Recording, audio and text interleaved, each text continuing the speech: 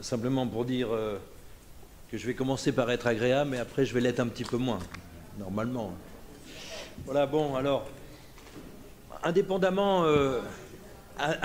des promesses des candidats que vous avez pu soutenir, je partage, comme vous, l'idée que les collectivités locales ne doivent pas être prises pour des vaches à lait.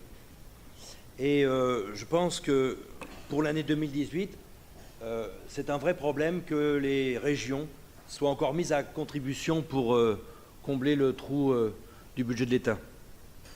Pour notre région, on l'a dit dans les chiffres, ça vient d'être présenté, ça doit représenter environ 31 millions d'euros en moins, avec une assiette de la TVA qui a été réduite. TVA, je le rappelle, qui est un prélèvement extrêmement injuste puisqu'il est prélevé sur les ménages et qu'il touche de façon plus pesante les ménages les plus modestes. Et puis après cela, c'est 190 millions d'euros qui ont été cumulés en moins pour la région sur ces 4 dernières années. Pour les autres niveaux de collectivités locales, ce n'est pas mieux, puisque la présidence Sarko avait déjà joué les frigos en gelant les dotations. La présidence Hollande, elle avait joué les rabots en diminuant les dotations. Et maintenant, la présidence Macron veut jouer le chef des rabots en disant aux collectivités locales, maintenant c'est vous qui tenez le rabot, et puis si vous l'utilisez bien, il y aura des carottes, ou bien sinon, ce sera des coups de bâton. On connaît pourtant l'impact de ces politiques d'austérité, puisque la France, avec l'Espagne, est l'un des rares pays européens à ne pas avoir bénéficié pleinement de la timide reprise de la croissance. Mais ce n'est pas grave, on continue. Et on décentralise cette austérité jusqu'au niveau communal. Avec quel impact direct, Monsieur le Président? Eh bien, la baisse des investissements, créateurs d'emplois dans les secteurs du bâtiment et des travaux publics notamment. Encore une fois, rappelons ça, les collectivités locales génèrent près de 70% de l'investissement public en France. Aussi, Monsieur le Président, je partage encore, comme vous, je suis encore agréable, l'idée qu'il faut investir davantage, y compris dans cette période de vaches maigres. Certains investissements sont utiles pour le territoire et ses populations. La région crée ou rénove des infrastructures et des équipements favorisant l'emploi, et de cette façon-là.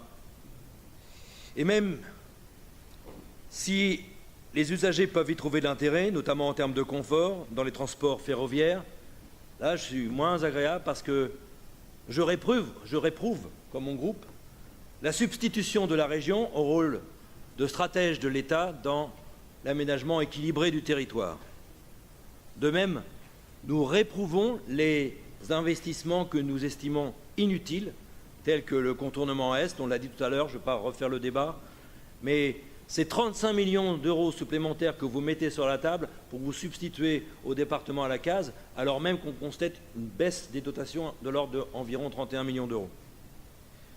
Monsieur le Président, au nom de votre groupe, je ne partage pas ces orientations financières. Je vous ai bien lu dans le journal normand ce week-end, vous dites qu'il faut que l'augmentation de l'investissement de la région passe par des baisses des dépenses de fonctionnement.